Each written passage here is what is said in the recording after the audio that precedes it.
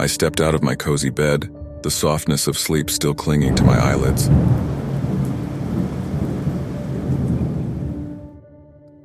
The room was bathed in the soft glow of the moon, casting eerie shadows on the familiar furniture.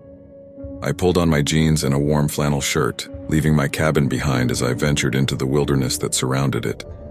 A thick mist hung in the air, giving the forest an otherworldly quality. The cool dampness seeped through my clothes as I trudged through the damp underbrush, my footsteps making the only sound in the silent woods. An inexplicable sense of unease gnawed at the edges of my consciousness. I couldn't put my finger on it, but something was off. My old truck was waiting in the clearing, its rusted frame showing its age. The engine groaned to life, a coughing fit before settling into a grumbling hum. I eased it into gear and began my journey deeper into the woods. The winding path was familiar, but tonight it seemed different. Shadows danced around the trees, and the rustling of leaves felt like a whispering chorus of secrets. The atmosphere was thick with an almost tangible tension, as if the very air held its breath, waiting for something to happen. As I rounded a bend, my headlights cut through the mist, revealing a sight that made my heart skip a beat. A massive metallic object lay in the middle of the road. It was unlike anything I had ever seen. The spaceship, if that's what it was, had a strange organic quality to its design. Its silver surface seemed to ripple and shift like quicksilver. I parked my truck and cautiously approached the mysterious craft. The fear of the unknown clawed at my chest, but an irresistible curiosity propelled me forward.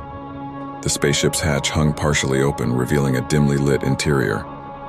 I stepped inside, my heart pounding in my chest. The interior of the ship was a labyrinth of bizarre, pulsating structures. The walls seemed alive, covered in a slick, organic substance that throbbed with a sickly, greenish light.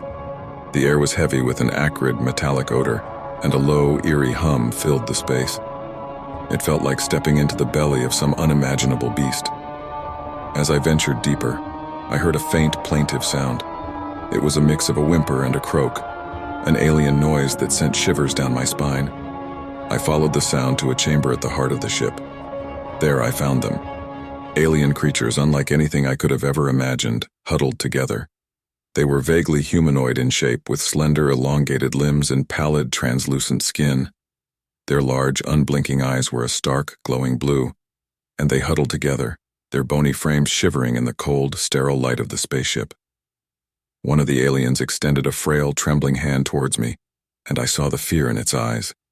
Their eyes held a kind of profound, ancient sadness, a depth of emotion that transcended language.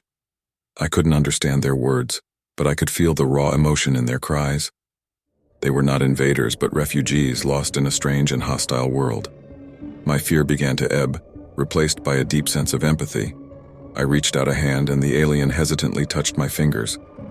It was then that I realized they were not the monsters in this story, but the victims. They had come from who knew where, seeking refuge on our planet, and now they were trapped in a nightmarish situation. I couldn't leave them there. The situation was desperate, and I had to find a way to help them. But as I turned to leave and find aid, a deafening roar shook the ship. The forest outside trembled as if struck by an earthquake. I rushed back to the entrance and was met with a sight that chilled me to my core. A group of men in dark suits and helmets had surrounded my truck, and they were pointing strange weapons at the ship.